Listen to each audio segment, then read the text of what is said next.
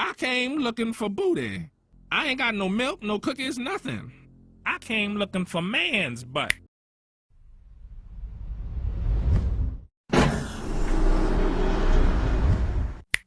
So yeah, I caught up to the Blue Lock manga, and I gotta say, it's pretty interesting. You guys all know the gist. Isagi joins Blue Lock, 300 contestants, 1 greatest striker. Let's get right into the meat and potatoes.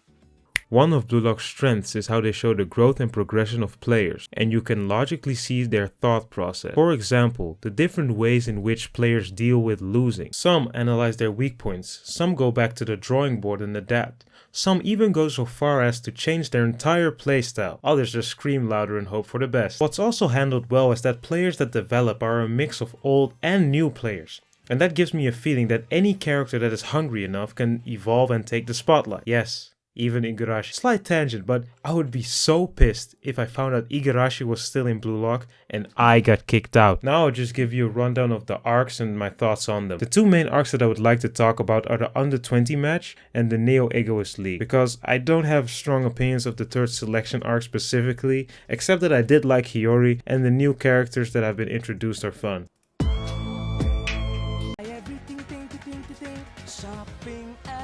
After the starting team of the Blue Lock 11 has been selected, the stage is set to show the world that Blue Lock is a valid project by facing the Japanese Under 20 team. If the Blue Lock 11 loses, the Blue Lock project will be deemed a failure and it would be cancelled. But if on the other hand they manage to win, the Blue Lock project seizes control of Japan's Under 20 team. Kira watching this match is preying on their downfall for real. This arc starts off with Isagi reflecting on how far he has come, and that the Isagi of not long ago could only dream of being at this stage. And here they do tackle some of my older criticisms of the series, like how they never actually faced real midfielders, but now they do, and it is a real reality check for them. And I find it great that some Blue Lock players really find out that being a striker may not be the position they really want to play in. At the end of this match, both sides really wanted to win, and you could really see the determination when pushing their limit. Like the last 5 minutes really had me at the edge of my seat. The excitement of everyone does feel real, and I can't wait for this to get animated. Now for the negatives.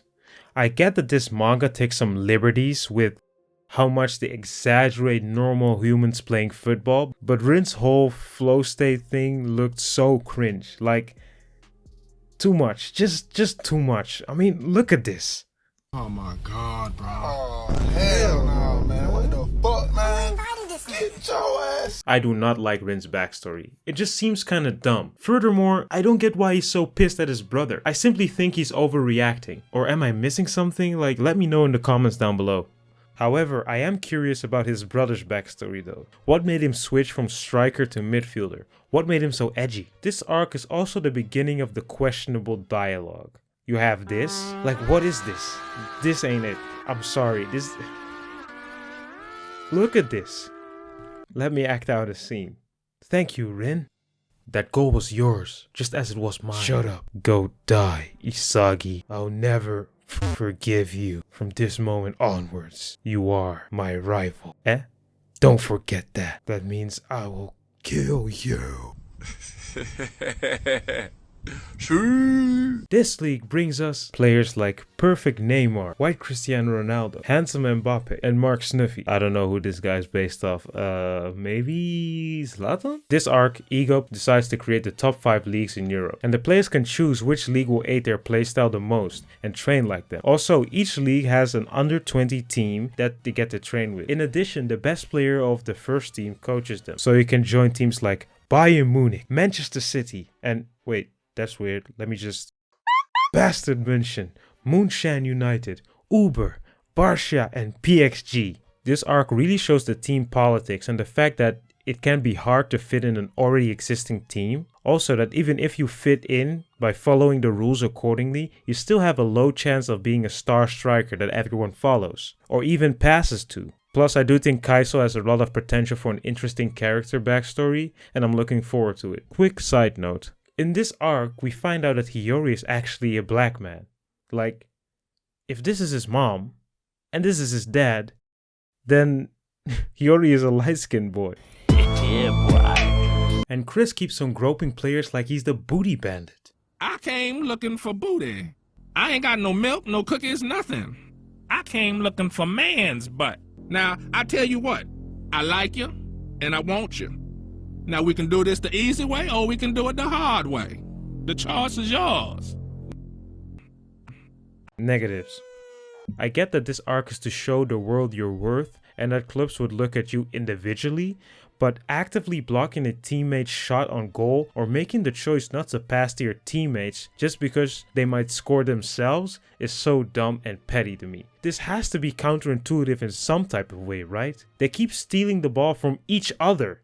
Like, what club is gonna be like, yeah, I want a player that actively blocks his own teammates from shooting because he wants to be the ace and score himself. Also, I am not sure how I feel about Isagi entering the freaking metaverse because this manga already has exaggerated imagery. Imagine what Metavision is gonna look like by chapter 300. What's this even gonna be called? Like Mega Ultra Vision? This arc also has splendid dialogue like, wait, Noah, is this test for me? I'm glad you get it.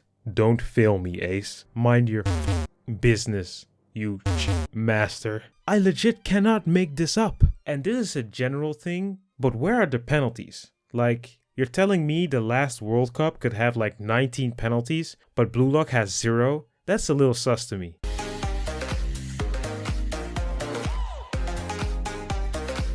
I would say my favorite character now is still Nagi, even though I like him a little less than before. Kurina is kinda creeping up on 2nd place though. Akun is very cool, so 3rd place. Isagi and Nico are probably behind that. Kaiso, if they flesh out his backstory, has some really good potential to be up there too. Well, that was it for my video. Consider subscribing. Sai out. Now that all the fake fans are gone. My dad has an obsession with putting wheels under furniture in my living room, and I don't know how to feel about it, to be honest. Yeah, I don't know what you need with this info. I'll just keep you updated. This will be our secret little thing.